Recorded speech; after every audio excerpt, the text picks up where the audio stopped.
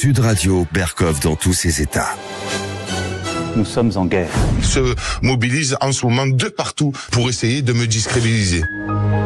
Non, mais je me suis trompé. La France est déjà allée pratiquement au bout de ce qu'elle peut donner. Si on laisse faire en Ukraine, c'est la loi du plus fort. Et on ne peut pas être en sécurité. Moi, je ne regarde pas Netflix parce que j'ai l'IPTV. Tout d'abord, vous devez obtenir une réponse de Macron pour savoir s'il y aura des troupes ou non. Ensuite, nous parlerons des conséquences. Ça m'intéresse pas. On doit aider plus, ce qu'on va faire dans les semaines à venir. Vous devez payer des gens qui vont s'en foutre plein les poches. Livrer plus de matériel aux Ukrainiens. C'est des oiseaux, à la fin ils volent, et d'un coup tu as un grillage. Nous sommes en guerre. Guerre contre la précarité, guerre contre la pauvreté.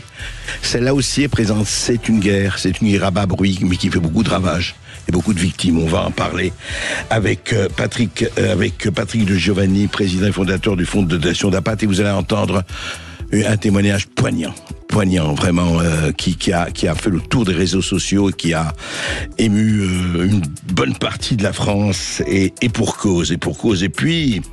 Et puis on va parler évidemment de la guerre en Ukraine, toujours cette guerre qui continue, et jusqu'à quand? Et jusqu'à quand il faudra qu'il y ait des milliers, des millions de morts, et des milliards d'euros et de dollars, et pourquoi? Eh bien, on va prendre le temps d'en parler, et puis, après les perles et les huées, eh bien, nous allons recevoir Jean-Yves Le Gallou. Jean-Yves Le Gallou est Mémoires identitaires, c'est quelqu'un qui s'est situé très très clairement à droite, et qui raconte une autobiographie tout à fait passionnante. C'est 60 ans de politique, je dirais. C'est 60 ans qui ont vu tellement de choses bouleversées, et jusqu'en 2025, et jusqu'à, effectivement, Marine Le Pen sera-t-elle en mesure de se présenter au présidentiel ou pas? Et qu'est-ce que ça veut dire? Voilà, on le sait, ça y est, inéligibilité avec exécution provisoire. On vient de l'apprendre. Donc, normalement, Marine Le Pen ne pourrait pas se présenter en 2025. Normalement, mais on va en parler avec Jean-Marie Viala. On appelle tout de suite Jean-Marie Viala. Si on peut l'appeler tout de suite, avant même la publicité, c'est possible, non? Alors, on l'appelle juste après la pause publicitaire. On aura Jean-Marie Viala pour les conséquences, effectivement, de cette exécution provisoire. À tout de suite. Sud Radio Berkov dans tous ses états, midi 14h. André Berkov. Eh bien, nous venons d'apprendre qu'effectivement, Marine Le Pen a été condamnée à l'inéligibilité avec exécution provisoire. Ça veut dire, est-ce qu'elle pourra, du coup, se présenter? Normalement, non, à l'élection présidentielle de 2027. Nous sommes avec l'avocat Jean-Marie Viala. Bonjour Jean-Marie Viala. Bonjour André Berkov. Alors, ça vient de tomber, mon cher maître, donc inéligibilité avec exécution provisoire. Est-ce que ça veut dire qu'il n'y a plus de recours, ou bien ce qui est important, c'est d'attendre qu'on n'a pas encore la durée de cette exécution provisoire? Jean-Marie Viala. Alors, deux choses me gênent, cher André Berkov. La première, c'est que à la suite de tout ce qui s'est passé concernant cette affaire, oui, et sans avoir de sympathie ni pour M. Bayrou ni pour Mme Le Pen, je commence à avoir peur de faire mon métier, parce que je me demande ce qui va m'arriver et ce que je dois désormais penser quand je suis devant un tribunal et que je défends telle ou telle personne. Ouais. Je commence à être très, très, très apeuré dans mon métier. Et la deuxième, c'est que vous savez que je défends depuis très longtemps la magistrature en général. Et là, très sincèrement, je me demande ce que vont penser les citoyens français, non seulement de la décision telle qu'elle a été prononcée, mais surtout dans la façon dont elle a été édictée, à la fois sur M. Sarkozy et sur Mme Le Pen. Ouais. Je crains beaucoup une déflagration populaire et citoyenne dans les jours qui suivent, et en tout cas dans les mois qui suivront, certainement. Ouais. Alors pourquoi vous dites ça? D'abord vous dites, non mais Jean-Marie Viala, vous dites, moi je me demande comment je vais exercer mon métier, j'ai peur d'exercer mon métier, enfin quelque part, et puis surtout, alors expliquez un peu dans le cas, disons dans tous les cas, mais prenons le cas de Marine Le Pen, puisque c'est le cas le plus récent, ça vient de tomber. Pourquoi vous trouvez ça vous provoque chez vous une inquiétude et une peur de déflagration, effectivement, populaire ou autre? Alors, une inquiétude dans ce qui me concerne dans mon métier, parce que j'ai l'impression tout d'un coup de ne servir à rien. puisque lorsque je me borne simplement à rappeler à un tribunal, lorsque parfois il peut lui arriver de l'oublier, les principes généraux du droit, tout simplement. Et il faut quand même savoir que c'est vrai que la peine d'inéligibilité, elle est automatique. L'exécution provisoire, elle, peut très bien, sur motif du tribunal ou de la Cour, ne pas être prononcée par la Cour ou par le tribunal. Or, que je sache, là, il n'en est pas question. Il est question d'une seule chose, c'est d'attendre combien de temps elle va durer, cette exécution provisoire. C'est ça. Et personnellement, je trouve ça scandaleux, et je le dis haut et fort, et peut-être que là, voilà, je devrais avoir peur, car certains magistrats, m'entendant dire ça, te diront peut-être que la prochaine fois qu'ils pourront m'avoir au virage, ils m'auront au virage. Mais sur le fond, Jean-Marie Viala, est-ce que au fond, je repose la question, mais effectivement, vous dites la durée, mais cette durée aujourd'hui, elle est quand même pas inintéressante. Je parle pour le strict question d'échéance électorale. C'est que est-ce qu'ils peuvent encore aujourd'hui prononcer, par exemple, une exécution provisoire d'1 an ou de 2 ans? Si c'est 1 an, Marine Le Pen peut se présenter. Si c'est 2 ans, elle ne peut pas se présenter. Mais ça voudrait dire une drôle de façon d'agir de la part des magistrats. Je ne comprendrais pas la décision, parce que ça voudrait dire qu'ils ne veulent pas qu'elle se présente tout en lui donnant la possibilité de le faire. Vous savez, c'est bien voilà. Vous avez une des raisons pour lesquelles j'ai peur de mon métier désormais, parce que je ne me sens pas en sécurité. Ouais. Et vous pensez que politiquement et du point de vue des électeurs de l'électorat, ça peut jouer au-delà de ce qu'on peut penser de Marine Le Pen en accord et désaccord et d'autres, vous pensez que ça peut jouer démocratiquement? Vous trouvez que pour la démocratie, c'est peut-être pas la meilleure des nouvelles? En gros. Je pense que c'est la pire des nouvelles. Je pense que c'est la pire des nouvelles. Parce que je crains même que beaucoup de gens se mettent demain matin à vouloir absolument voter alors qu'il n'en était pas forcément proche pour le Rassemblement national, justement à cause de ça, un peu comme ce qui s'est passé avec M. Trump aux États-Unis. Je veux dire, c'est pas comme ça que la justice doit interférer dans la politique, certainement pas, et je ne suis absolument pas d'accord. Vraiment, quand je vous dis que j'ai peur pour mon métier, je me demande si on ne veut pas purement et simplement supprimer les avocats, et de telle manière qu'on ferme notre gueule.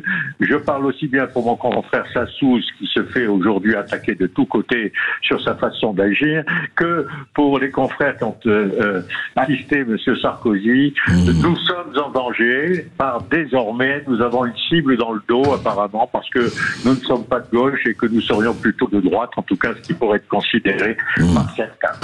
Merci Jean-Marie Viala. En tout cas, on reparlera avec vous très vite de ce qui se passe en ce moment et de ses conséquences. Voilà, on voulait vous donner la nouvelle en tout cas. Marine Le Pen a quitté la salle du palais de justice, donc inéligibilité avec exécution provisoire. Ce que nous n'avons pas encore, c'est la durée de cette exécution provisoire, mais l'exécution provisoire veut bien dire non, elle est inéligible. Voilà, on va suivre tout cela. Merci Jean-Marie Viala, et puis on se retrouve tout de suite pour parler de quelque chose de terrible, la précarité. Sud Radio Berkov dans tous ses états, le fait du jour. Emmenez-moi au bout de la terre, emmenez-moi au pays des merveilles. Il me semble que la misère serait moins pénible au soleil. Je ne sais pas, Charles Aznavour, de merveilleuses chansons, si la misère serait moins pénible au soleil, mais la misère, elle est pénible, elle est plus que pénible. Elle est criminelle, la misère. En fait, on se dit, on ne devrait pas avoir dans un pays comme la France, dans un pays dit développé, dans le pays, que encore on vive comme ça. Et pourquoi nous parlons de cela? Nous allons en parler justement avec Patrick Giovanni. Pourquoi on en parle, et on va en parler suffisamment? C'est qu'il y a une vidéo. Il y a une vidéo, vous allez écouter le son, qui a fait le tour des réseaux sociaux. Cette femme de 85 ans, et elle la raconte, Agnès. Vous allez écouter Agnès, et puis on va parler de ce qui se passe, de la précarité des femmes et de la précarité en général. Écoutez. 5 €, c'est toujours mieux que rien. Si je vois qu'il y a du monde qui me donne, je reste un peu plus longtemps. Si je vois qu'il n'y a personne qui me donne, je repars. Et une toute petite retraite. Je touche que 900 € par mois. Je paye presque 800 €. avec la lumière et tout. Ça fait à peu près 1 an. Mais je viens que le samedi et le dimanche. Et quand il pleut, je viens pas. Parce que je marche avec la canne. Je suis plus comme avant que j'étais jeune.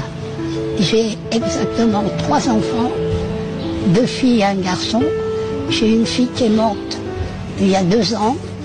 Je suis 11 fois grand-mère et 14 fois arrière-grand-mère. Ils savent, vos enfants et petits-enfants, que vous faites ça, vous leur dites pas? Non, parce que si je dirais ça à mon fils il va me foutre dans une maison des vieux. J'ai pas envie d'aller dans une maison de vieux. S'ils me demandent quelque chose, je dis j'ai pas de sous. Je leur donne pas. Mais quand ils viennent, je les invite à manger, je fais à manger, et je dis des sous, j'en ai pas. Parce que si je leur dis que je viens là, ça va pas être d'accord, hein. Voilà, Agnès, 85 ans, gagne 900 euros de retraite par mois, gagne 8 ans. Et là, on l'a filmée devant le marché de la Loi. Elle fait la sortie des marchés 2 fois par semaine pour vivre. Elle attend la sortie de marché. Elle fait la manche à la sortie des marchés. Mère de 3 enfants, je rappelle. Grand-mère 11 fois, 14 fois arrière-grand-mère. Elle préfère garder le silence parce qu'elle n'a pas envie d'aller en maison. Bonjour, Patrick de Giovanni. Bonjour André Berkoff. Vous êtes président et fondateur du fonds de dotation d'APAT.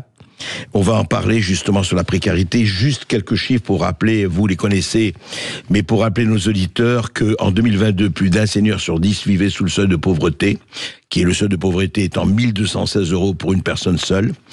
Les seniors pauvres, effectivement, se privent dans des domaines comme les sorties, le chauffage ou l'alimentation. Les liens sociaux, où est-ce que ça peut être? Je ne vais pas donner tous les chiffres parce que ce serait vraiment...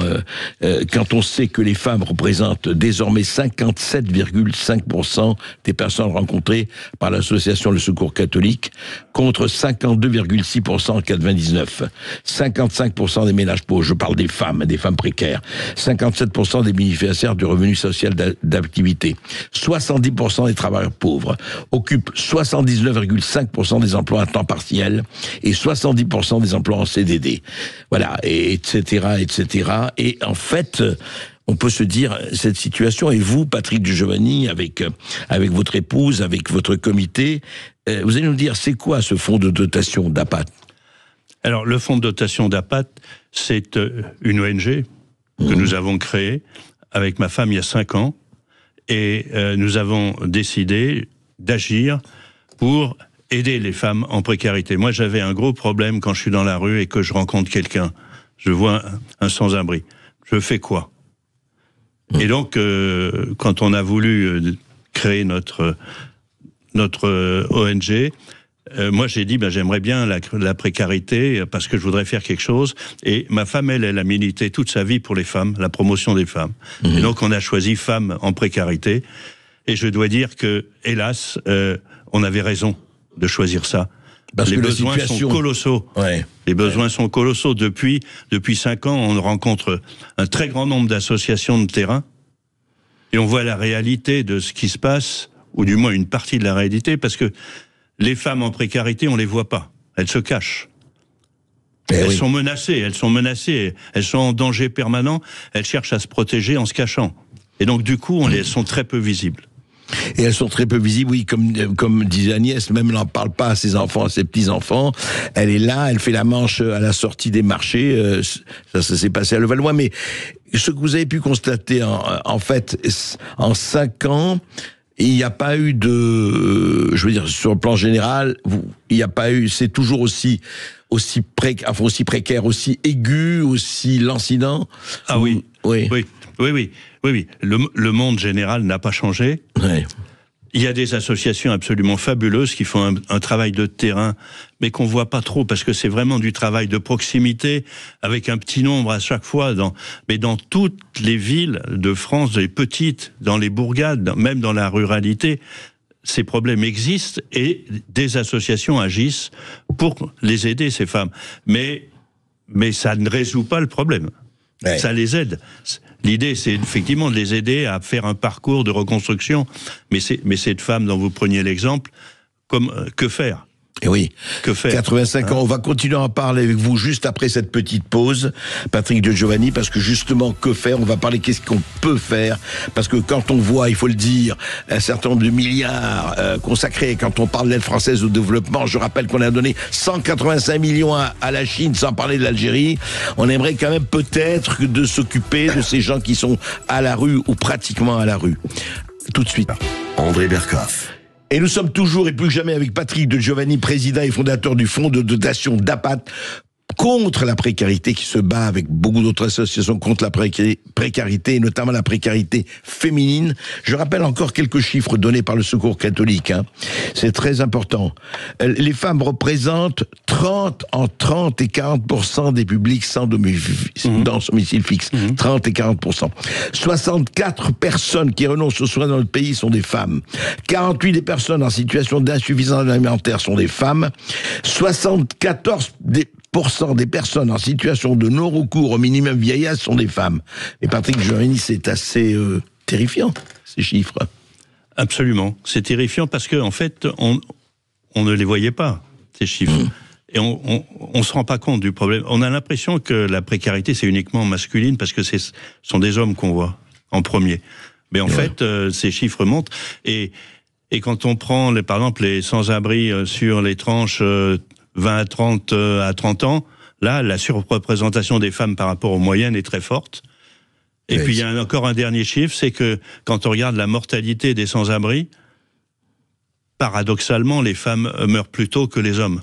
Oui, alors que c'est le contraire. Alors que c'est le contraire, normalement. Non. Donc ça veut dire que la souffrance des femmes est encore plus forte. Oui, alors à votre avis, Patrick Giovanni, qu'est-ce qu'il faut faire? Enfin, parce qu'on disait, rappelez-vous, un certain Emmanuel Macron disait en 2017, moi, je vais m'arranger à ce que dans un an il n'y ait plus une personne, un seul SDF, une seule personne sans domicile fixe. Bon, mais il n'y a pas que lui. Enfin, on a beaucoup dit ça. Et alors, qu'est-ce qu'à votre avis, dans l'urgence, enfin, qu'est-ce qu'il faut faire en premier? Qu'est-ce qu'il faut faire en premier? Eh bien, c'est permettre aux acteurs de terrain, parce que c'est pas monolithique, les situations sont totalement différentes, les âges, une personne à 84 ans, mais des personnes à 20 ans, et donc il faut s'adapter à chaque cas ou population pour définir des solutions adaptées. Et ça, c'est pas possible de le faire de manière totalement centralisée. Il faut s'appuyer sur les gens qui sont au contact de terrain. Les personnes qui ne supportant pas de voir dans la rue une femme en difficulté ont décidé de créer une association pour aider ces femmes. Eh bien, ces personnes-là savent comment faire, elles savent aller au contact, elles ont l'humanité qu'il faut aussi pour aborder ces problèmes. Et donc, ce sont ces associations de terrain qu'il faut aider au maximum. Nous, c'est le choix qu'on a fait. Je ne serais pas, moi, aller en maraude pour aller à la rencontre. Je pense que ce serait pas efficace. Donc vous aidez les associations? Nous, on aide les associations pour qu'elles fassent plus et mieux. Vous les aidez comment? Financièrement? Financièrement, aussi en les rendant plus visibles, en les coachant et en les mettant en relation les unes avec les autres. Cette fonction, nous, on a référencé pour les femmes en détresse sur le territoire métropolitain, on est déjà en relation avec 500 associations différentes. C'est colossal. On se rend pas compte qu'il y a énormément de personnes sur le terrain qui, dans de toutes petites associations, agissent. La solution, c'est de les aider à faire plus et mieux. Et pour ça, il leur faut de l'accompagnement, de la mise en relation, mais aussi plus de moyens financiers. Bien sûr. Et donc ça, le rôle de l'État, c'est de trouver le moyen de choisir les bonnes. Ce travail se fait. Il y a des personnes qui effectivement sélectionnent les associations, les accompagnent, mais insuffisamment. Il faut faire plus. C'est ça. Et vous dites qu'il y a beaucoup d'associations qui font très bien leur travail. Remarquable, oui, remarquable. C'est vraiment... D'ailleurs, quand on fait nos prix d'APAT, on avait la dernière session lundi dernier, les témoignages, mais les spectateurs qui assistent à ça, et aux témoignages des associations sont en larmes. De voir la qualité de ce qui est fait. Et ça c'est tellement important, effectivement. Et effectivement, on peut se demander, sans aller dans les détails, si justement la puissance publique, parce qu'après tout, c'est nous, nos impôts, nos dépenses contribuables qui donnent les milliards à la puissance publique pour qu'elle agisse. Effectivement, elle est là pour ça. Mais peut-être qu'on aimerait quelques priorités un peu différentes, non ? C'est sûr que ce sont des choix politiques. Et d'ailleurs, ce qui se passe en ce moment, en restriction budgétaire, on est en train de diminuer.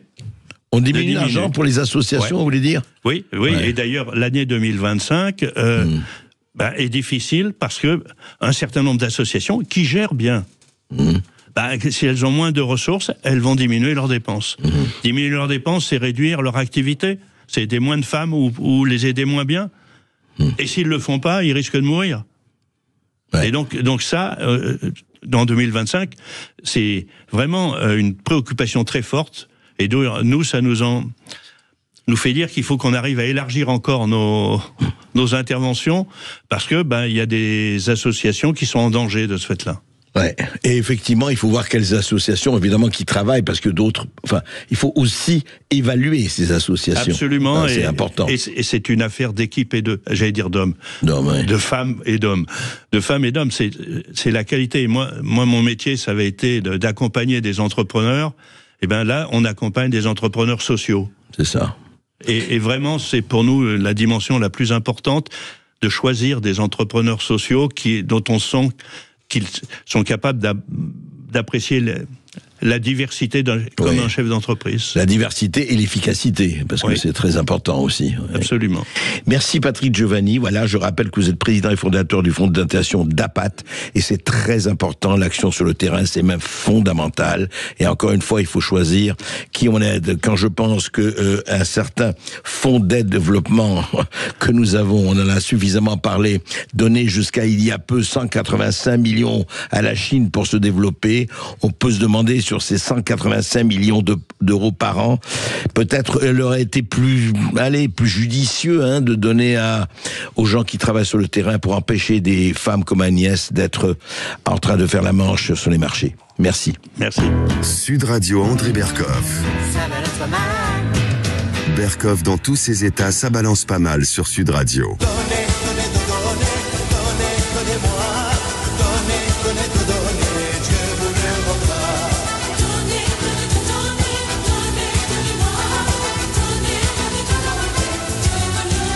Oui, Enrico Macias, Dieu vous le rendra. Je ne sais pas si Dieu nous le rendra, on espère bien sûr.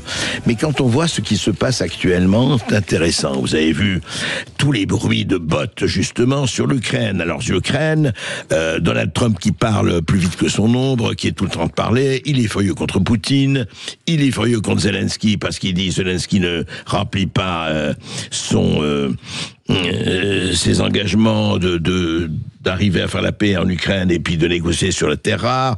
Poutine fait le difficile. Enfin bon, chacun parle. Il y a eu, comme vous le savez, l'attentat d'une voiture piégée au Kremlin, ou presque devant le Kremlin, voiture présidentielle. Enfin, effectivement, aujourd'hui, on est à l'aube de quelque chose qui devient de plus en plus lancinant.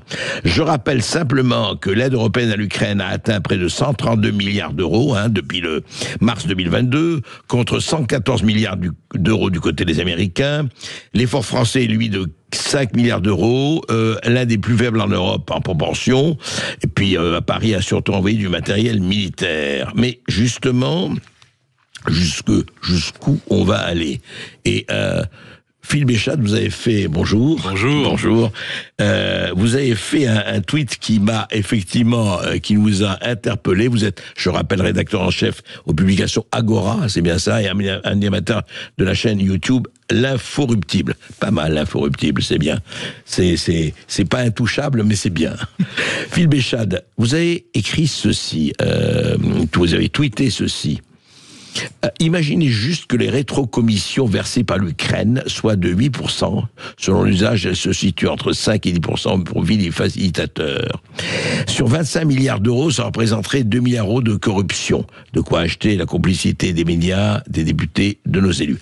Alors vous allez très fort quand même là. Donc vous dites que dans ces milliards, on a 114 milliards d'euros du côté des Américains, 132 milliards d'euros du côté de l'Europe, ce qui fait quand même près de 300, oui c'est ça, pas loin de 250 milliards.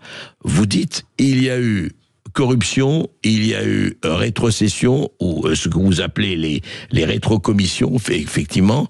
Et puis on rappelle quand même que Zelensky lui-même a dit « Ah oui, mais moi je n'ai reçu que la moitié de ces sommes ». Qu'est-ce que ça veut dire? Qu'est-ce qui se passe là? Bon, c'était un tweet évidemment un peu poil à gratter, provocateur, une petite provocation.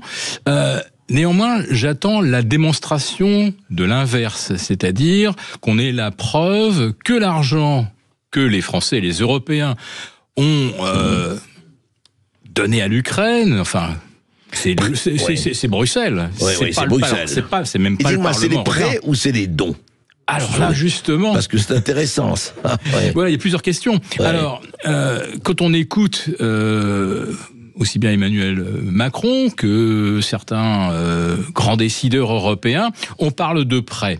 Et vous avez en face des Ukrainiens qui nous disent...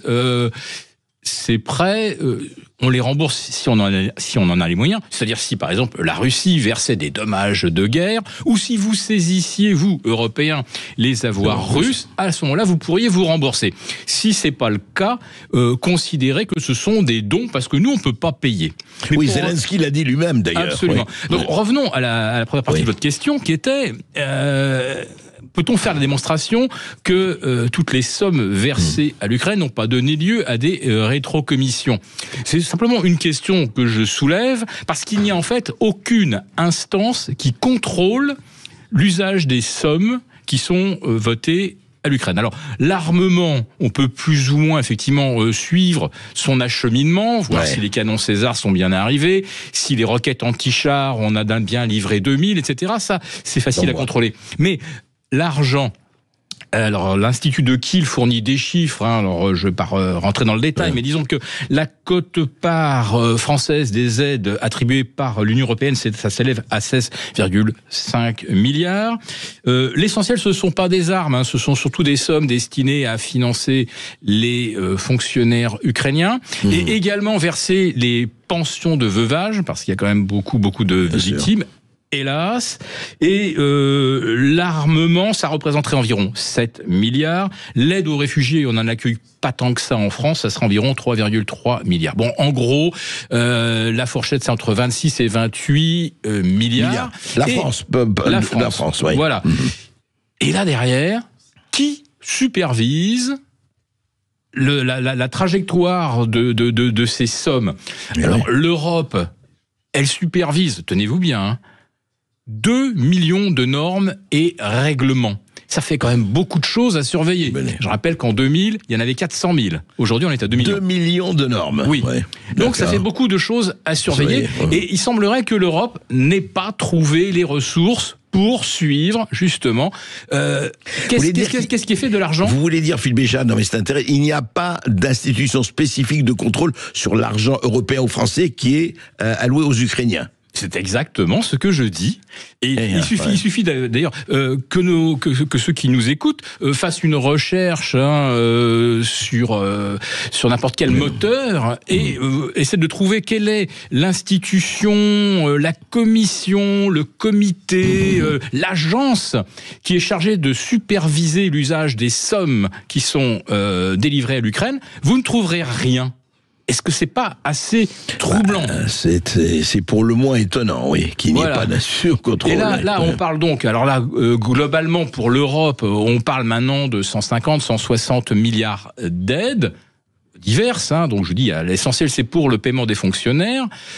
Et derrière, en fait, on voit bien, l'Institut de Kiel nous donne des chiffres précis, je les ai sous les yeux, mais une fois qu'on sait ça, on ne voit absolument pas, ou personne ne supervise la façon dont l'argent est acheminé aux destinataires.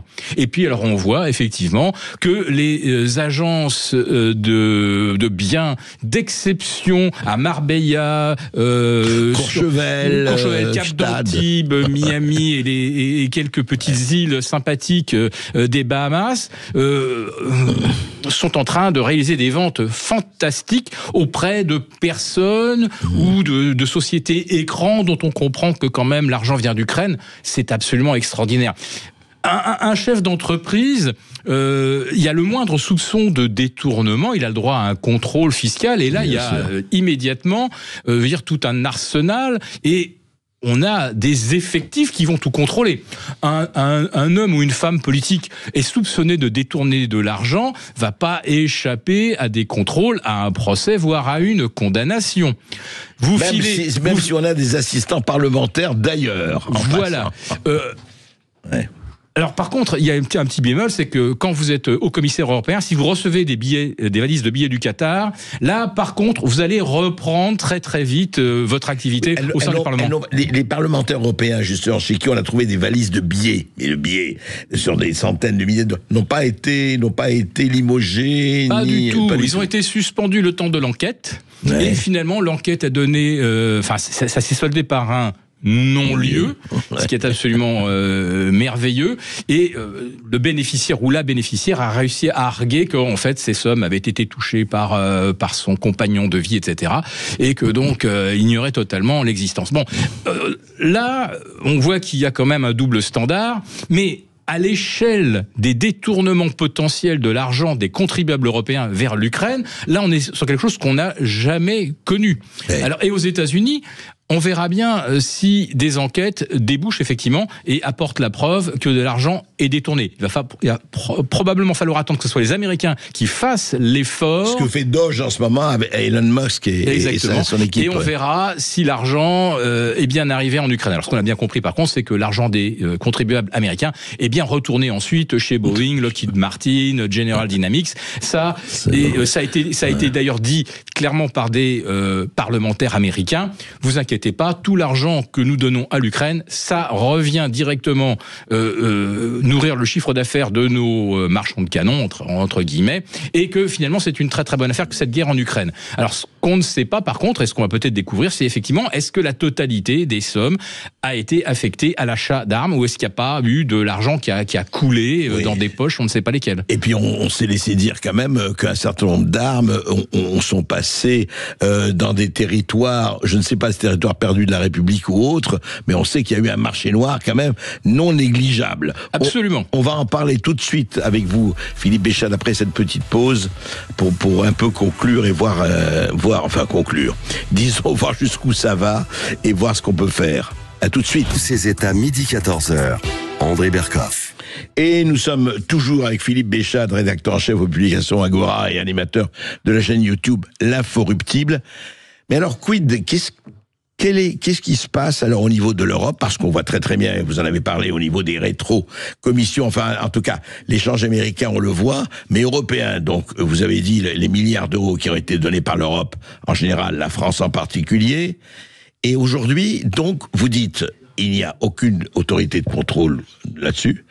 Et est-ce qu'il y a des recours? Je veux dire, est-ce que l'Europe peut dire un jour, oui, d'accord, très bien, on a fait, mais où rendez l'argent, ou dites-nous ce que vous en avez fait? Je pense que si, dans un grand élan de démocratie, les élus européens décidaient de faire une enquête pour savoir où est parti l'argent, j'ai peur que ça se termine comme pour les SMS de von der Leyen, c'est-à-dire que le Parlement finalement dise non, on veut pas savoir, on veut pas savoir où est passé le pognon. Tout simplement. Ouais, parce que pour le moment, en tout cas, il n'y a eu aucune enquête, ni de prévue, ni en cours, ni rien. Non, je dis, il n'existe aujourd'hui pas de commission, pas d'agence qui permet de dire, voilà, telle somme a été bien délivrée à Kiev. Pour l'instant, on a versé 50, 60, 80% de la somme, reste 20%. Et en fait, on voit que chaque fois que M. Zelensky nous rend visite, et c'est assez fréquent, il repart avec un chèque ou une dotation de X milliards. Mais on n'a absolument pas la preuve qu'il n'a pas fini de dépenser la dotation de sa visite précédente. Ouais. Mais il n'y a aucun contrôle. Mais quel homme d'affaires, mais quel fabuleux businessman, hein. Chapeau, faut le dire. Je sais pas, c'est peut-être sur sa bonne mine, sa confiance, la confiance qu'il inspire. Ça a été le Hanouna ukrainien pendant. Oh là là, il va pas être content, Hanouna. Ah oui, c'est vrai. Quand vous parlez quand il était comédien pendant 10 ans. Oui, c'était l'animateur d'émission le plus regardé, le plus suivi, etc. C'est vrai. Bon, donc aujourd'hui, le contribuable n'a aucun moyen de savoir où est passé son argent. C'est quelque chose qui est absolument vertigineux, alors que des détournements mineurs ou qui se chiffrent peut-être en dizaines ou en centaines de milliers d'euros, cela donne lieu effectivement, la machine judiciaire se met en branle et ça va au bout et les condamnations sont prononcées. Aujourd'hui, je ne sais pas qui on pourrait condamner en Europe pour ne pas avoir supervisé où va notre argent, l'argent du contribuable. Il y a même pas d'instance pour le faire. Intéressant. En tout cas, Philippe Béchade, vous êtes bien d'accord que le où va notre argent ne se pose pas uniquement sur l'Ukraine. C'est une question populaire. Où va notre argent? Les réponses ne sont pas aussi transparentes que ça, y compris dans notre cher et doux pays. En France, on sait par exemple que les agences, on en compte 1200, alors agences, comités, associations, ONG. Avec un but dédié. 1200 agences, ça nous coûterait environ 80 milliards d'euros par an, dont 30 milliards pour les salaires des 440 000 fonctionnaires que toutes ces agences emploient, sauf que pour au moins la moitié des agences, on ne sait absolument pas ce qu'elles produisent. Il n'y a même pas de rapport accessible. C'est-à-dire que ça se réunit peut-être, mais ça ne produit même pas de préconisation. C'est-à-dire que le contribuable verse de l'argent à des personnes qui ont rang et titre d'experts, mais qui, à la fin de l'année, ne produisent pas de rapport. Alors, il y a quelques agences dont on sait ce qu'elles font, comme l'ADEME, il y en a quelques-unes, qui supervisent la pêche, etc. Mais l'essentiel de l'argent on ne le connaît pas, tombe dans la poche de personnes dont on ne sait absolument pas ce qu'ils font, et on ne voit pas l'efficacité de cet argent, ça c'est clair. C'est vraiment intéressant tout cela, voilà, vraie question lancinante. Merci Philippe Béchade, merci de vos éclaircissements. On fait un point sur l'actualité peut-être André, et l'actualité aujourd'hui c'est aussi la condamnation de Marine Le Pen qui vient de tomber. Oui, tout à fait, tremblement de terre sur la scène politique française. Marine Le Pen est condamnée à 4 ans de prison, dont 2 fermes par le tribunal de Paris, 100 000 euros d'amende, 5 ans d'inéligibilité avec exécution provisoire. Le tribunal sanctionne sa défense, niant tout et caractérisant un risque réel de récidive. Elle ne pourra pas être candidate en 2027. Outrée, la présidente du Rassemblement national a quitté le prétoire ostensiblement avant même la fin du discours de la présidente du tribunal de Paris, qui égrenait les condamnations pendant 2h30. Marine Le Pen est reconnue coupable de détournement de fonds publics à hauteur de 474 000 euros. Le tribunal de Paris déclare également coupable 8 eurodéputés du RN et 12 assistants parlementaires. Le préjudice total est de 4,1 millions d'euros. Ils sont coupables d'avoir, je cite, fait prendre en charge par le Parlement européen des personnes qui travaillaient en réalité pour le parti. Le député Julien Audoul est condamné à 8 mois de prison avec sursis, plus 1 an d'inéligibilité, mais sans exécution provisoire. Et enfin, le maire de Perpignan, Louis Alliot, est lui condamné à 18 mois de prison, dont 6 mois ferme sous bracelet, 8 000 euros d'amende et une peine de 3 ans d'inéligibilité, mais sans exécution provisoire pour préserver la décision des électeurs qui ont choisi leur maire. Il garde donc sa mairie. Alors, Joseph Ruiz, juste un mot. Est-ce que il y a possibilité d'appel? Il y a possibilité d'appel, mais avec l'exécution provisoire, l'appel, en théorie, ne servira à rien. Maintenant, Marine Le Pen sera entendue. Appel ou pas, maintenant, elle ne peut plus se présenter à l'élection présidentielle. A priori, elle ne peut plus se présenter à l'élection présidentielle, et il reste à savoir si même elle fera appel. Et après, c'est une question de texte. Il faudra aussi demander aux juristes parfaitement. Bien sûr. Voilà. Et surtout, Marine Le Pen s'exprimera ce soir dans le 20h de TF1. Très bien, mais écoutez, vous dites, c'est un vrai tremblement de terre, en tout cas par rapport à cela. Et on va voir, vous avez vu la réaction de Jean-Marie Viala qui dit, moi j'ai peur pour mon métier. Je me dis, où est-ce qu'on en est et jusqu'où on va aller. On continuera à en parler, évidemment, sur Sud Radio tout au long de la journée. Et nous aussi, demain, dans Berkov, dans tous ses états. Merci. Sud Radio Berkov dans tous ses états. Le face-à-face. Et notre face-à-face, Jean-Yves Le Gallou, Mémoires identitaires, les dessous du grand basculement, c'est paru chez Via Romana. Et effectivement, Jean-Yves Le Gallou, vous faites Ce qui est très intéressant dans votre livre, vous faites 60 ans d'histoire de France, d'histoire politique, d'histoire idéologique, d'histoire de la communication, d'histoire de la bataille des idées. Et vous, de votre côté, on va pas le cacher, vous n'êtes pas spécialement de gauche. C'est à droite que vous avez fait, vous avez campé, mis les armes et vous vous avez ferraillé. Depuis, bien sûr, 60 ans, pratiquement, on peut dire. Depuis 1968, oui. Ouais, donc on n'est pas loin de 60 ans, effectivement. Oui. Et alors, justement, vous avez fait un doigt de vous parler, d'ailleurs, beaucoup du Front National, de l'époque, de Le Pen, de Maigret, de l'aventure avec Maigret, etc. Mais justement, je voudrais, comme on est dans l'actualité aujourd'hui, qui vient de tomber, Marine Le Pen, condamnée inéligible pour 5 ans, Joseph, c'est bien quelques millions de... Alors Marine Le Pen, elle est condamnée à 4 ans de prison, dont 2 fermes sous bracelet par le tribunal de Paris, 5 ans d'inéligibilité avec exécution provisoire. C'est ça. Et le Rassemblement National est condamné à combien ? Alors le Rassemblement National est condamné à 2 millions d'euros d'amende. Voilà. D'accord. Alors justement, Jean-Yves Le Gallou, vous voyez cela, donc inéligibilité, etc. Il y a eu d'autres procès, il y a eu d'autres évocations d'assistants parlementaires, sous d'autres étiquettes et d'autres personnes, mais je ne sache pas que ça ait fait que ce soit aussi fort que ce que nous venons d'entendre là maintenant. Non, alors je crois que nous vivons dans un régime qui devrait porter un nom, qui est celui de la dictature des juges. Puisqu'au fond, ce sont les juges qui décident qui peut être ou non candidat à une élection, parce qu'il y a l'affaire Le Pen aujourd'hui, qui est particulièrement anormale, mais il y a eu les poursuites à répétition contre Guéant et Sarkozy, et il y a eu l'affaire Fillon. Donc les juges, aujourd'hui, sont les maîtres du jeu de qui peut être candidat aux élections. Ce sont aussi les maîtres du jeu d'un certain nombre de politiques.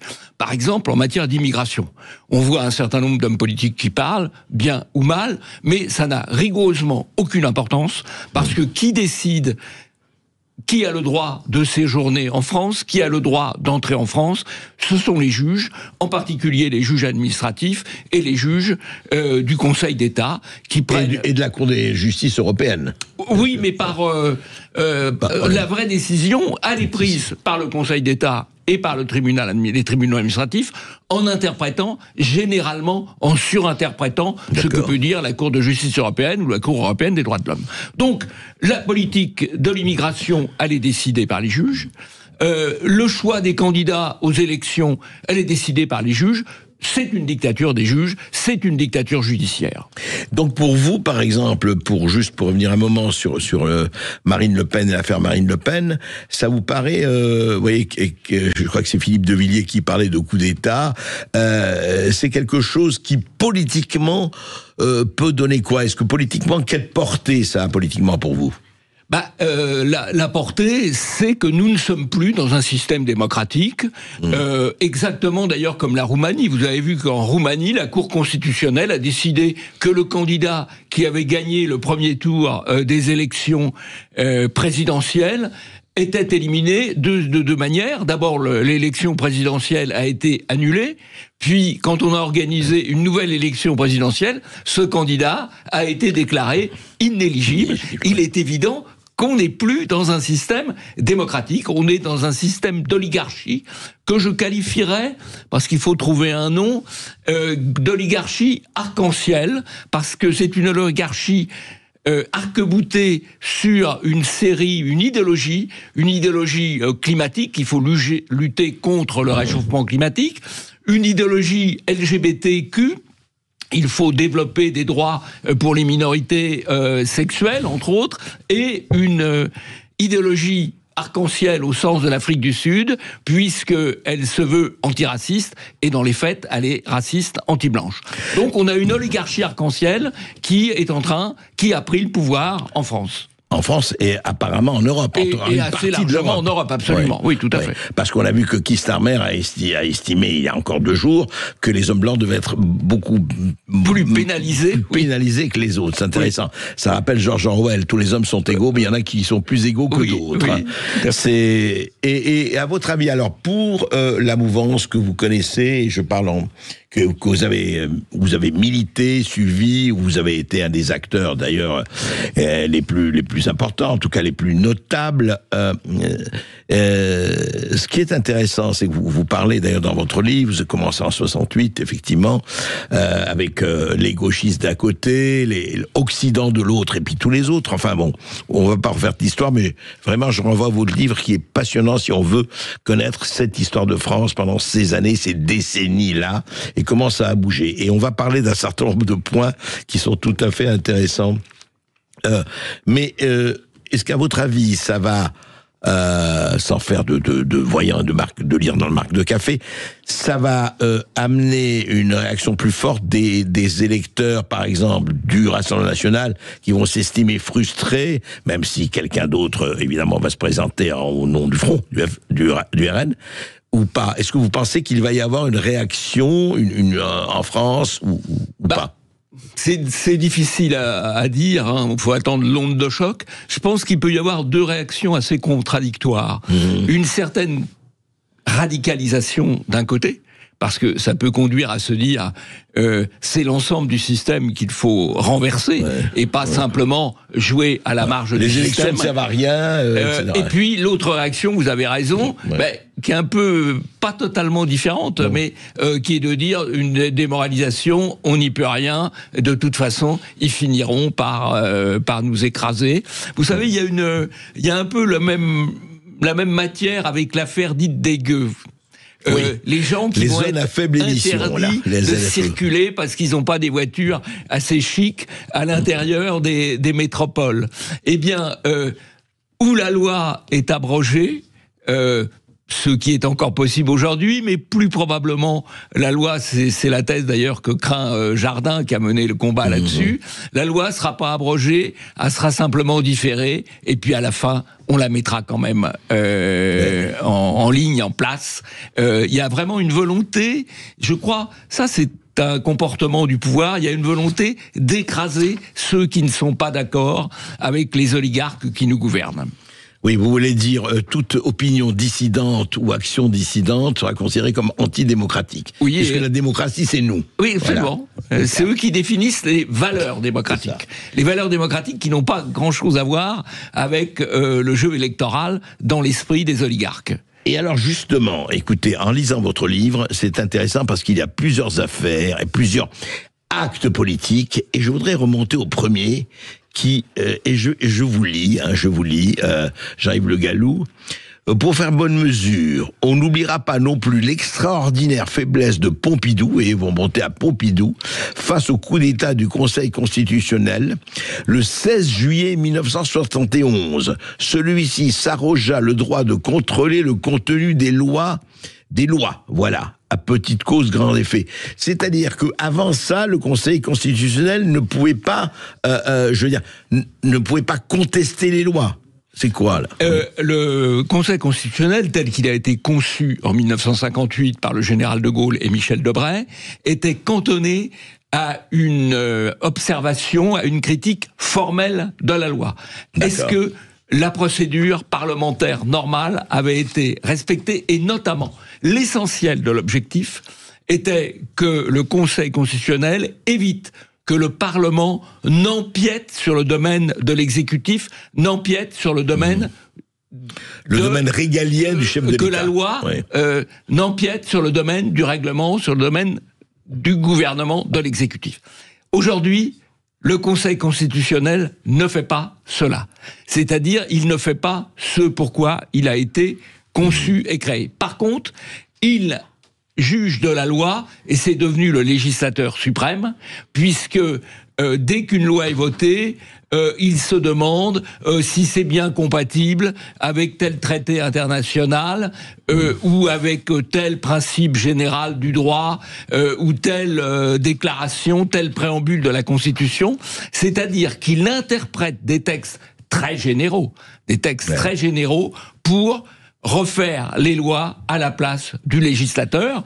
Et il est doublement législateur parce qu'il censure le législateur, et parce que quand le législateur prépare une loi, il se dit « Ah oui, mais est-ce que je peux faire ça ? Est-ce que je ne peux pas faire ça ?» Donc, Aujourd'hui, le législateur suprême, c'est le Conseil constitutionnel. C'est une espèce de Cour suprême à l'américaine sans avoir les devoirs et les droits de la Cour suprême américaine. Oui, sans doute, et avec le fait que la Cour suprême américaine, au moins chaque juge peut donner son opinion, oui. Et donc on peut connaître les opinions dissidentes, ce qui n'est pas le cas en droit français. En droit français. Donc c'est vrai que, non mais ce que vous dites, c'est intéressant, c'est que vous avez effectivement commencé, c'est-à-dire ça a commencé en 71, ce qui fait dire plus de 50 ans. Oui, alors si vous voulez, ce qui est, l'histoire a toujours des pieds de nez. Ce qui est assez pittoresque, c'est que le président du Conseil constitutionnel à l'époque, Gaston Palecki, qu'on a un peu oublié, mais qui était un gaulliste, très attaché au général de Gaulle, et qui détestait Pompidou. Et donc, il a pris cette disposition à propos du droit des associations par détestation de Pompidou. Et ce gaulliste, par détestation de Pompidou, en fait, a détruit la Constitution de la Ve République, parce que évidemment, en 1971, on ne mesure pas l'ampleur tous les problèmes qu'on a aujourd'hui. Oui. Mais on l'a aujourd'hui. Et la grande faiblesse de Pompidou, c'est de ne pas réagir, mais déjà, il avait peur. S'il avait réagi, sans doute aurait-il été accusé de s'en prendre à la Constitution, aux gardiens de la Constitution, aux juges, et il était déjà intimidé par l'esprit de 1968 en 1971. Donc vous dites de ce point de vue-là que c'est une espèce de haine personnelle, enfin en tout cas ça joue, hein, c'est ça joue, c'est l'aléa de l'histoire. Alors si vous voulez, vous avez souligné à juste titre que vous étiez un peu surpris par ce passage sur Pompidou, et je dois dire que moi j'ai eu l'occasion de discuter de Pompidou avec Philippe de Villiers ou Zemmour, et je les ai fait un peu changer d'opinion parce qu'ils avaient l'opinion que j'ai eu longtemps d'ailleurs, donc je leur jette pas du tout la pierre, que j'ai eu longtemps, d'un président finalement conservateur, et le dernier président avant la grande bascule, la grande descente. Or en fait, je crois que tout le mal commence sous Pompidou.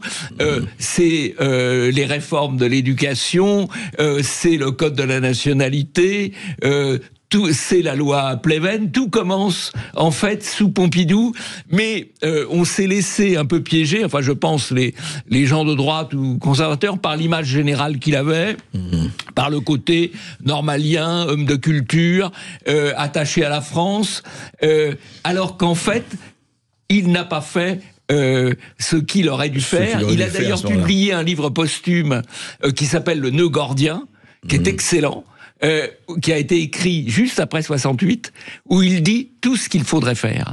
Et précisément, tout ce qu'il n'a pas fait. C'est intéressant. Il n'a pas tranché le nœud gordien, il a passé le nœud coulant de mai 68 au cou des Français. Eh bien, écoutez, on va continuer à en parler, Jean-Yves Le Gallou, avec vous après cette petite pause. Et si, évidemment, auditeur de Sud Radio résistante ou Sud Radio, n'hésitez pas, 0826 300 300 pour interroger Jean-Yves Le Gallou. On a beaucoup de choses à dire et vous allez voir, c'est passionnant. À tout de suite. Sud Radio Berkov dans tous ses états, midi 14h. André Berkov. Liberté, liberté, j'écris ton nom, disait le grand poète Paul Éluard. Qui n'était pas de votre bord, mais je sais que vous considérez comme un grand poète quand même. Ça n'est pas incompatible. Parlons de cela. Vous voyez, on a parlé effectivement de Georges Pompidou. J'allais dire Pipaudou, très mauvais lapsus, et du Conseil constitutionnel. Mais justement, je voudrais d'abord retracer un peu, avant de parler de liberté d'expression, un peu votre cheminement, donc Sciences Po, ENA, c'est pas le même Sciences Po qu'aujourd'hui, hein, j'ai l'impression. Hein. Non, parce que si vous voulez, le Sciences Po que j'ai connu, le Sciences Po c'est une école conformiste, il faut dire les choses. Ouais. Et donc le Sciences Po que j'ai connu, le conformisme c'était la cravate. Il était impossible pour un élève de venir sans cravate. Ah, c'était impossible. Impossible. Je pense qu'aujourd'hui il est impossible de venir avec une cravate. D'accord. Puis l'ENA. Et puis le stage en préfecture, etc., etc. Vous racontez cela très bien. Et qu'est-ce qui a fait effectivement? Et vous racontez un peu, vous avez côtoyé effectivement les diverses mouvances de la droite, qu'elles soient de la droite dure, de la droite identitaire, et en fait et puis, de la droite classique. Et puis de la droite classique quand même, oui, on est bien présent, côtoyer et participer. Et puis vous parlez de 68, hein, le grand tournant. enfin le premier grand tournant avec ce que ça a été. Mais moi, je voudrais quand même, parce qu'on pourrait vraiment, encore une fois, je renvoie au livre, il faut vraiment lire tout cela, parce que c'est ce que c'était la France, et ce pourquoi on est là aujourd'hui. Vous savez, c'est la vieille phrase d'Adorno, hein, tous ceux qui ignorent l'histoire sont condamnés à la revivre. Mais je voudrais parler de liberté d'expression. Ce qui est intéressant, c'est qu'au nom, l'enfer étant pavé de bonnes intentions, au nom effectivement de l'antifascisme ou de l'antiracisme ou de ceci, de cela, très bien, on a commencé, il y a déjà quelques décennies, à rétrécir le champ de la liberté d'expression. Et vous avez cette phrase, vous dites, la vérité, c'est aussi ce qui peut être contesté. Oui. C'est bien ça. Expliquez-vous, parce que on dit il y a une vérité, pourquoi la contester ? Je crois que dans la pensée européenne, en dehors des dogmes religieux qui sont posés et qui à ce titre on ne croit pas, sont respectables hein, du point de vue des croyances religieuses, en dehors des dogmes religieux, on peut être dit vrai ce qui peut être librement contesté. Je vais vous prendre un exemple tout à fait actuel. Oui, allez-y. Le réchauffement climatique d'origine anthropique peut être dit vrai à condition d'être librement contesté.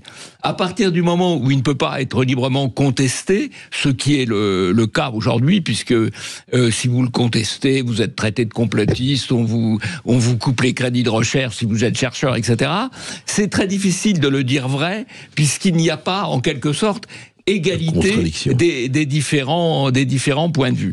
Et ça, c'est pas tout à fait compris. Vous savez qu'il y a eu la campagne à un moment des médias officiels sur les fake news, et on va interdire les fake news. Bah oui, mais qui décide ? Oui, qui décide ce qu'est une fake news ? On l'a vu avec le Covid. On l'a vu avec le Covid, largement. La fake news d'hier est peut-être la vérité. Et c'est d'autant plus intéressant, on en a parlé, on a cité l'extrait, Jean-Yves Le Gallou, c'est que la nouvelle directrice de France Inter disait chez nous on peut parler de tout, il n'y a pas de problème, mais attention, pas question de contester le réchauffement climatique. C'est intéressant. La grande chaîne de service public, de la radio, voilà.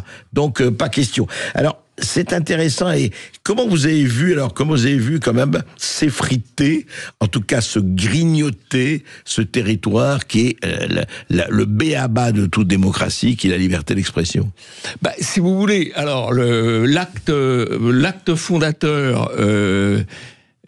fondateur, ce sont les lois qui répriment entre guillemets la haine et la discrimination. Et donc en France, l'acte fondateur, c'est la loi Pleven, qui au départ ne comportait qu'un certain nombre, loi Pleven de 1972, qui au départ ne comportait qu'un certain nombre d'incriminations à raison des différences selon l'origine, selon la nationalité, selon le sexe. Il y avait un petit nombre d'incriminations. Aujourd'hui, il y en a une trentaine. On a rajouté l'orientation sexuelle, on a rajouté le handicap, on a rajouté... on n'en finit plus d'en rajouter. On est même en train de rajouter, remarquez, ça peut être bon pour vous comme pour moi, André Berkoff, on est même en train de rajouter, mais ça n'a été voté qu'à l'Assemblée nationale, pas encore au Sénat, la chauvophobie. Voilà, la discrimination capillaire. Voilà, la discrimination capillaire. Vous avez vu une manifestation chauve qui peut. Voilà, même, absolument. C'est ça, hein. Voilà, on a été entendu. Alors, c'est en fait assez drôle parce que c'est un député antillais qui a déposé cette proposition de loi qui a été votée à l'Assemblée nationale, pas encore au Sénat, parce qu'il voulait protéger les rastas qui, paraît-il, avaient des difficultés ou pouvaient avoir des difficultés dans l'entreprise. Ah ouais, et alors on lui a dit, mais alors les chauves, elle a dit oui, les chauves, c'est bon aussi. Voilà. Mais c'est évidemment du délire. C'est évidemment comme la grossophobie. La grossophobie, bien sûr. Oui. Alors, non, mais justement, je voudrais bien faire avec vous, parce que l'éclaircissement, moi personnellement, et vous aussi, je crois qu'on est quand même plusieurs millions, on est pour la liberté d'expression pleine et entière. Maintenant, comment juger quand il y a des appels au meurtre, quand il y a des appels à la haine, mais je veux dire extrêmement éclaircis, précis, et qui sont pour moi, pas vraiment du ressort de la liberté d'expression. Je suis pas libre de dire, allez, on va tuer Monsieur Le Gallou. Non, je veux dire. Mais alors, si vous voulez, moi, je fais remonter les limitations de la liberté d'expression à la loi de 1972 qui crée ces incriminations au titre de la discrimination ou de l'appel à la haine, qui est un concept flou. Mais avant, il y a eu une grande loi de liberté, en fait, en matière de liberté d'expression, qui est la loi sur la presse de 1880, qui autorise quand même les poursuites pour diffamation, ou pour injure, ou vous trouvez ça légitime, pour appel au meurtre. Et vous trouvez ça légitime. C'est une régulation normale, dans le cadre d'ailleurs d'une loi sur la presse qui apporte beaucoup de protection. C'est une loi où il y a beaucoup de procédures, c'est une loi par exemple où il ne peut pas y avoir de garde à vue. Or, toutes ces protections ont été supprimées quand il s'agit de la loi Pleven, et vous avez maintenant des jeunes gens ou des jeunes femmes qui ont pu être convoqués par la police et placés en garde à vue simplement pour des tweets politiquement incorrects et non pas incitant à l'appel au meurtre ou autre. Voilà. Donc évidemment, il faut cette loi de 1881 était globalement assez bonne. Elle apportait un équilibre entre la nécessaire protection de la liberté et la nécessaire protection de l'honneur des individus, mais cet équilibre a été complètement rompu de deux manières, par la loi de 1972 et par le fait que les juges, on les retrouve toujours, qui devraient avoir une conception restrictive de la loi pénale, parce que la loi pénale doit être utilisée de manière restrictive, en ont aujourd'hui une conception extensive. Par exemple, vous avez beaucoup de gens qui ont été condamnés au titre d'appel à la haine, simplement pour rappeler qu'il y a un lien entre la délinquance et l'immigration. Voilà. Et donc vous avez une extension, le concept de haine est assez flou. La haine, c'est un sentiment, comme l'amour d'ailleurs. Et les juges s'adossent, beaucoup de juges s'adossent sur cela pour étendre le contrôle sur les opinions et faire du délit d'opinion un fonds de commerce. L'extension du domaine de la justice, et de quelle justice, il faut effectivement en parler. On continuera d'en parler avec Jean-Yves Le Gallou après cette petite pause, et n'hésitez pas, appelez-nous au 08. Sud Radio Berkov dans tous ses états, midi 14h. André Berkov. Et je ne suis pas le seul à être dans tous mes états. Jean-Yves Le Gallou montre qu'il l'a été, qu'il l'est encore, avec ses mémoires identitaires, parus chez Via Romana, les dessous du grand basculement. Et vous dites, Jean-Yves Le Gallou, justement, écrivain, essayiste, homme politique, vous dites, moi, il y a eu deux axes de mes combats, de ma vie, enfin de ma vie d'homme public. C'est d'un côté la liberté d'expression, on en a parlé, on va encore en parler, parce que ça, c'est vraiment un chef-d'œuvre en péril, c'est le moins que l'on puisse dire. Et puis l'immigration. Et alors, sur l'immigration, vous remontez à Enoch Powell, cet homme politique anglais dont vous racontez la disgrâce après et c'est intéressant qu'il ait dit ce qu'il a dit en 1968. Si vous pouvez nous raconter. Alors, en 1968, Enoch Powell, qui est un homme politique britannique conservateur, c'est le plus brillant homme politique de l'époque, britannique conservateur de l'époque. Il sort de Cambridge, il est helléniste, il est latiniste, il est extraordinairement cultivé, il a fait une très belle guerre. Il est promis au poste de Premier ministre de Sa Majesté le moment venu. Mais il se trouve qu'il est élu de Birmingham et qu'il voit arriver à Birmingham une masse de population d'origine pakistanaise, musulmane, et que ça le préoccupe. Et il le dit, le devoir de l'homme d'État, c'est de poser les problèmes, de dire les choses, et il fait un grand discours. Et ce grand discours... il le fait à Birmingham ? Il fait à Birmingham, absolument, le 20 avril 1968. La date est importante.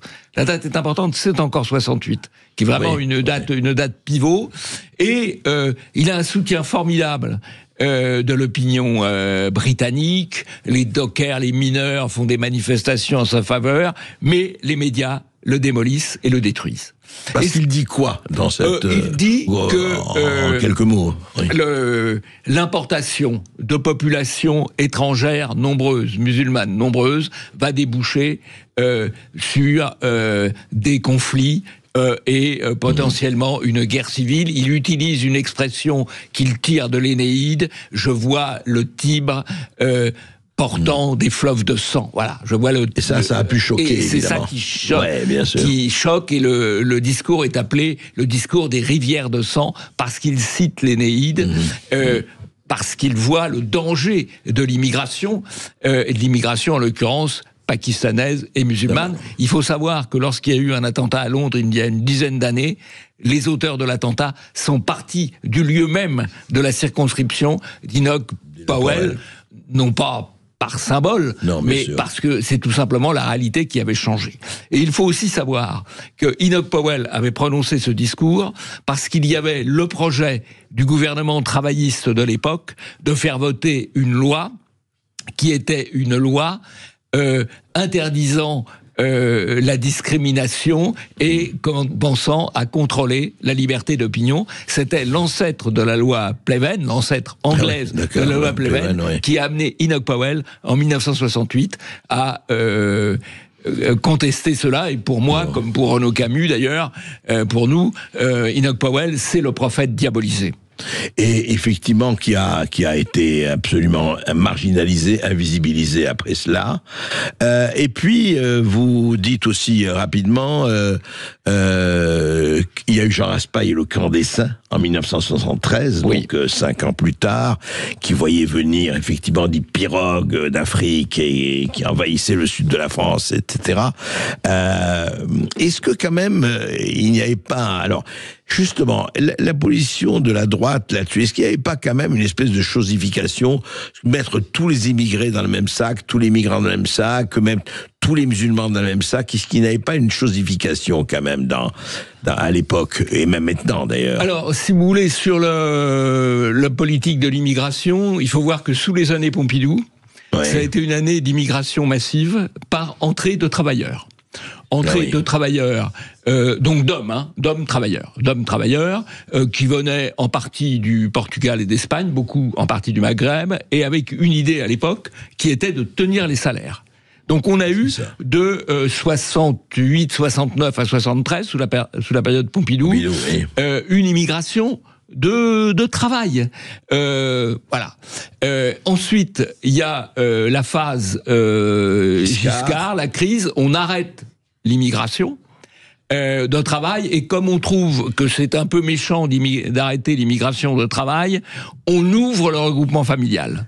Très vite. Oui, le fameux regroupement familial. Alors, c'est qui le regroupement familial? Qui a fait le regroupement familial? Il faut quand même... Alors, le regroupement familial, vous pouvez avoir deux coupables, si je puis dire, le couple Giscard-Chirac ou le Conseil d'État. Et j'ai tendance à penser que c'est le Conseil d'État. Je vais vous dire pourquoi. Giscard-Chirac arrête le regroupement familial en 1900... crée le regroupement familial en 1975. D'accord. Et ils s'aperçoivent très vite, Giscard s'aperçoit très vite que ça pose un problème. Et en 1977-1978, il charge son ministre de l'Intérieur, Bonnet, et son Premier ministre, Barre, d'interrompre le regroupement familial. Et il y a donc un décret qui est pris, qui arrête le regroupement familial. Et ce décret est cassé par le Conseil d'État. En 78, ça. En 78, c'est le décret Gisti, c'est-à-dire un groupe de conseillers d'État de gauche et d'extrême gauche se mobilise des avocats, et le Conseil d'État casse ce décret et ouvre le regroupement familial, c'est-à-dire que le regroupement familial, aujourd'hui, il a été créé, il est possible par une décision du Conseil d'État. On retrouve les juges. Et Giscard a beaucoup est-ce que, juste, je vous interromps, simplement, est-ce que vous ne voyez pas que, quand même, c'est la droite qui a créé, quand même, le regroupement familial? Alors, vous allez me dire, là, vous me dites, le Conseil d'État à gauche a effectivement opposé. Si vous voulez, alors la droite classique, on est bien à l'époque, le Front National n'existe pas, sauf à titre tout à fait marginal. Jean-Marie Le Pen a fait 0,74% la dernière présidentielle. Donc, il n'existe pas. La droite classique le crée en 76, et elle revient dessus. Giscard revient dessus, et Giscard a dit après, mon regret, c'est le regroupement familial, et mon regret, alors, à partir du moment où le Conseil d'État avait cassé le décret, il aurait pu avoir la tentation, je pense qu'il l'a eu, de contourner le Conseil d'État par la loi. Mais dans ce cas, c'est le Conseil constitutionnel qui l'aurait censuré en reprenant l'argument du Conseil d'État, et on voit à quel point la décision du Conseil constitutionnel de se saisir du contrôle du contenu de la loi en 1971 est le début, de tout ce qui va suivre dans ce domaine-là. Et alors, qu'est-ce qui s'est passé? Vous en parlez beaucoup. Je voudrais un peu parler de ce camp de droite que je connais moins que l'autre, mais c'est très intéressant comme vous en parlez. Vous dites que, je dirais, au fil des vicissitudes du temps, de ce qui s'est passé, vous présentez quand même dans votre livre, Jean-Yves Le Gallou, une droite un peu sidérée devant la gauche, comme le fakir et le cobra. C'est-à-dire, oui, mais nous, il faut pas quand même, de peur de se faire passer pour, de peur de faire le jeu d'eux, etc., etc. On a l'impression, en tout cas, vous dites, vous auriez souhaité, dans certaines circonstances, aller plus loin, vous dites, oui, mais attention, il faut faire attention, etc. Cette droite un peu prudente ou autre, elle s'est auto-neutralisée. C'est le cas de ce qui était le RPR, l'UDF, qui est devenu l'UMP, qui est LR aujourd'hui. C'est un peu le cas, à certains égards d'ailleurs, du Rassemblement national de Marine Le Pen. On s'auto-neutralise en disant, mais que va penser la gauche? Je raconte dans le livre une anecdote qui est ancienne, mais qui, à mon avis, très significative. En 1983, il y a eu une vague à droite extrêmement forte aux élections municipales. Et donc, les gens, les hommes, les femmes, très fortes en nombre, et les hommes et les femmes qui rentrent dans les conseils municipaux, sous l'étiquette, à l'époque, de la droite classique, RPA, UDF, à l'exception de Dreux, où Jean-Pierre Sirou a été élu, ils ont la volonté de faire vraiment des politiques de droite. Et moi, j'essaye de monter avec quelques amis et le maire à l'époque de Saumur et le maire de Brest, une association des élus pour la liberté de la culture. Avec l'idée, on va faire des spectacles ou des activités culturelles dans une commune et on la fera circuler dans les autres communes. Et donc, l'idée, c'était quand même de créer un contre-pouvoir culturel de droite. Et il y avait dans les mairies, soit des maires, soit des adjoints qui étaient tout à fait motivés pour faire ça. Et ça a été cassé par l'appareil du RPR, l'appareil chiracien. Nous sommes à l'époque en 1984, qui a cassé, qui a dit aux gens, tu arrêtes ou sinon tu n'auras plus d'investiture. Voilà. Et donc, alors que là, il y avait la possibilité d'occuper le terrain culturel du point de vue de la droite. La bataille culturelle. De livrer la bataille culturelle. Eh bien, la bataille culturelle, elle n'a pas été livrée parce que l'état-major, en l'occurrence chiracien, a décidé de désarmer ceux qui voulaient livrer la bataille culturelle. Et à partir de là, la gauche n'a cessé d'aller toujours plus loin dans son empire, à un point tel qu'aujourd'hui, c'est quand même extrêmement grave, dans les universités, un professeur d'université de droite, sauf dans de très rares endroits, n'osera pas le dire, puisque par à ce point, vraiment. Ah oui, à ce point, oui. Ça me paraît ou dans le domaine de la recherche. Ouais. Dans le domaine de la recherche. Ouais. J'ai rencontré par hasard, en faisant une activité sportive, un directeur de recherche à l'Institut Pasteur. Il m'a dit qu'évidemment, il ne pouvait surtout pas faire état de ses opinions, et que la seule fois où il l'avait fait, on lui avait dit, si c'est ça, je te vire. Voilà. Donc voilà. Mais c'est une ambiance.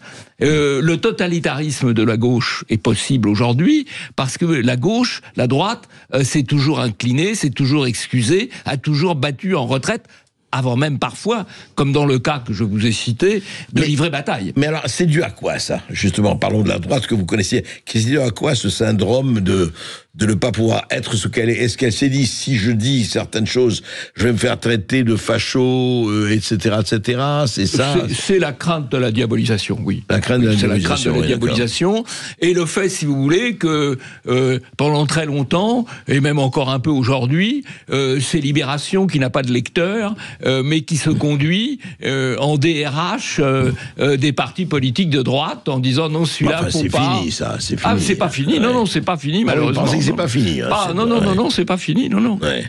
D'ailleurs, moi, je connais bien le journaliste de Libération, Nicolas Massol, qui suit, entre guillemets, l'extrême droite, et je lui dis, alors c'est vous le DRH, quoi. Et ça le fait rigoler, parce que, effectivement, quand ils allument quelqu'un, ça va lui nuire, ou il pense que ça peut lui nuire dans sa carrière. Oui. Est-ce que c'est pas tout à fait fini? Oui, est-ce que autre chose, est-ce qu'il n'a pas nuit aussi disons, à la droite ou à la droite dure, c'est, sans du tout faire de réduction à l'Hitlérum, c'est des nostalgies un peu Hitler, Franco et compagnie. Est-ce que ça a joué un rôle? Je parle pas d'aujourd'hui, je parle d'il y a quelques décennies.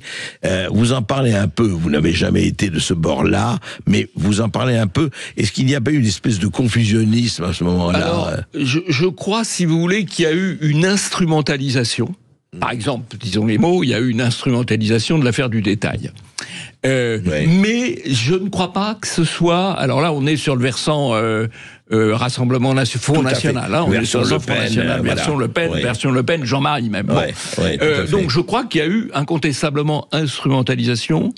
Je ne crois pas, et ça, c'est là-dessus, vous voyez, je suis en désaccord, même avec Marine Le Pen ou même avec Marion Maréchal, qui pense que le détail a été déterminant dans ce domaine. Vous dites que c'était pas ça. Je ne le crois pas. Je ne dis pas que ça a aidé, évidemment. Non, bien sûr. Mais je ne dis, et je peux apporter la démonstration, si vous me laissez allez-y. 2 minutes. D'abord, la démonstration par Enoch Powell, qui a été diabolisé, alors qu'il a jamais, encore une fois, il avait fait une belle guerre, et il a jamais été soupçonné du moindre dérapage, entre guillemets, dans ce domaine, mais il a été diabolisé. Donc il y a l'exception, Enoch Powell.